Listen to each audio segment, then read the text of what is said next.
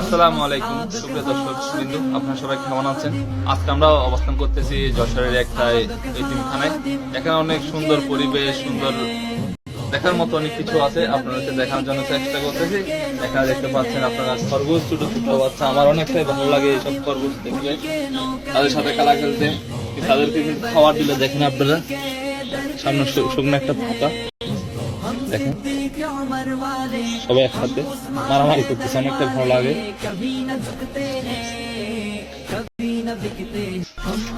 এই পাখিটার নাম নাকি ঘোড়া, শুদ্ধ ভাষা কি সেটা আমরা জানি না। অবশ্যই যদি আপনাদের যদি জানা থাকে অবশ্যই কমেন্টে জানাবেন। অনেকটা সুন্দর সুন্দর এখানে কবুতর রাখা হয়েছে।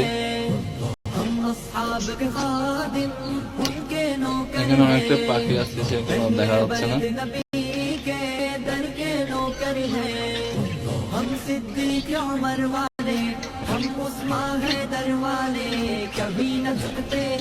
দেখার মতো অনেকটা এখানে পাখি জায়গা আছে, ছোট ছোট। অবশ্যই যাদের নাম জানা আছে, নাম জানেন এই ভাই এগুলো, আর অবশ্যই কমেন্ট বক্সে জানাবেন সবাই।